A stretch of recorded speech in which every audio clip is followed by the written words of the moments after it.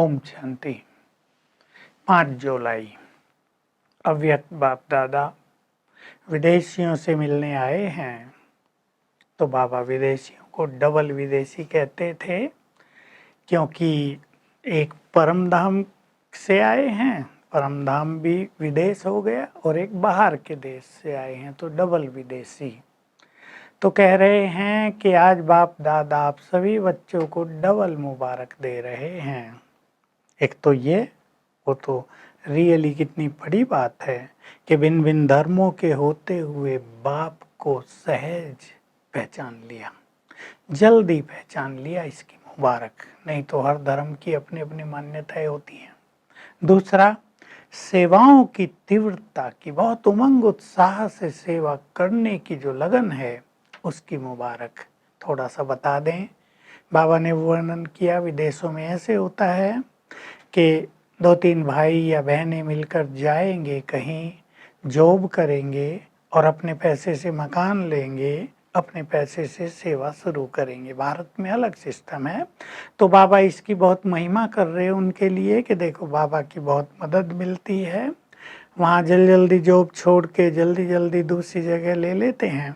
बाबा कह रहे हैं कि बस एक विशेष काम करना है कि याद और सेवा का बैलेंस हो, क्योंकि यही होता है कि जब सेवाओं में बहुत लगन होती है तो बाबा एक तरफ हो जाता है। लेकिन हम ये भी याद रखें कि बाबा हमारे साथ है। थोड़े अभ्यास करें आत्माभिमानी होने के, स्वमान के, तो दोनों का बैलेंस हो जाएगा। इससे ब्लेसिंग मिलेगी, बाप दादा की भी, जिनकी सेवा कर रहे उनकी भी, और सेवा तीव्र गति से वृद्धि को प्राप्त होगी। तो बाबा कह रहे तुम्हें उड़ती कला में भी अब चलना है। उड़ती कला ही कर्मातीत होने की ओर ले चलेगी। उड़ती कला ही प्रत्यक्षता का आधार बनेगी। उड़ती कला माना बहुत तेज पुरुषार्थ, सोल कॉन्शियस होने का, अपने फरिश्ते स्वरूप में स्थित होने का। तो बाबा उनसे पूछ रहे हैं, चढ़ती कला है या उड़ती कला है? ये कहावतें हो गई, सेइंग्स। चलती कला माना वे पुरुषार्थ में धीरे धीरे चल रहे हैं। उड़ती कला माना बहुत तेज पुरुषार्थ है, जैसे कोई उड़ रहा हो, फटाफट अपने को चेंज कर रहे हैं, योग अच्छा कर लिया है बहुत जल्दी, उसको उड़ती कला कहते हैं।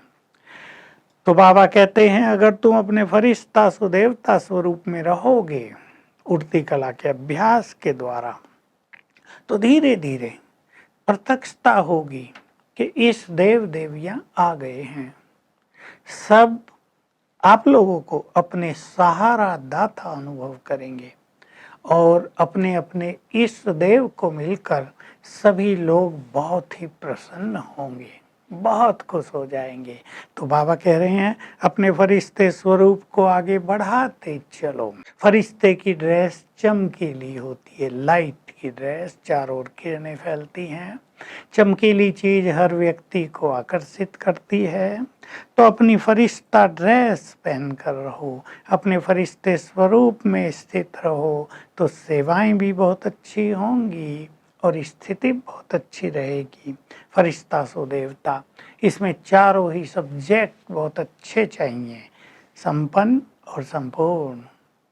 तो देखो, ज्ञान मूर्त भी, निरंतर योगी भी, सर्वगुण संपन्न मूर्त भी, और फिर निष्काम सेवा भी, चारों। संपूर्ण निर्विकारी भी कहते हैं देवताओं को। तो फुल देखिए, जैसे संपन्न और संपूर्णता किसे कहते हैं, यहाँ एक अंतर स्पष्ट किया जा रहा है कि किसी में पवित्रता आ गई, ठीक है, पवित्रता में अच्छे हो गए, लेकिन उसे परफेक्ट बनाना, संपूर्ण बनाना। किसी में ज्ञान आ गया, ज्ञान से संपन्न हो गए, वे सारा ज्ञान हमारे पास है, लेकिन ज्ञान में संपूर्ण होना वो अलग चीज है। तो बाबा कह रहे हैं इन सब में संपन्न भी बनो, संपूर्ण भी बनो। वो जो वर्ष था 1986 का, 86 का, उसको बाबा ने एक विशेष वरदान दिया था कि जो बच्चे इस एक वर्ष में बहुत अच्छा पुरुषार्थ करेंगे, उनका पुरुषार्थ लंबे काल का पुरुषार्थ माना जाएगा। जिसको बाबा कहते हैं ना, लंबे काल की साधना चाहिए, लंबे काल के पुरुषार्थ वाले ही लंबे काल की राजाई प्राप्त करेंगे। तो बाबा पूछ रहे हैं 111 से आओगे या 2-4 जन्म पीछे आना चाहते हो? अगर शुरू में ही आना चाहते हो जहाँ प्रकृति भी सतो प्रधान है, संपूर्ण सुख है, तो लंबे काल का अभ्यास करो। और मान लो आप अभी आए हैं ज्ञान में, तो ये जो 86 का वर्ष है इसमें संपूर्ण रूप से तेज पुरुषार्थ करो। फिर बाबा से पार्टियां मिल रही हैं, यूके वाले ओके हैं, सब ठीक हैं। बाबा बहलाते थे सबको। यूके माना यूनाइटेड किंगडम, तो वहाँ से किंगडम स्थापित करोगे या देवता लोग वहाँ पिकनिक करने जाया करेंगे, ये बाबा हंसी खुशी कर रहे हैं उनसे। और लंदन से, ऑस्ट्रेलिया से बहुत सारे भाई बहनें विश्व की सेवा में गए थे, उसके लिए बधाई दे रहे हैं, क्योंकि वहीं से बहुत सारे भाई विशेष रूप से विश्व की सेवा पर गए। तो पूछ रहे थे विश्व के सभी देशों में हो गई या बाकी है? तो सबने कहा नहीं, अभी बहुत सारे देश बाकी हैं।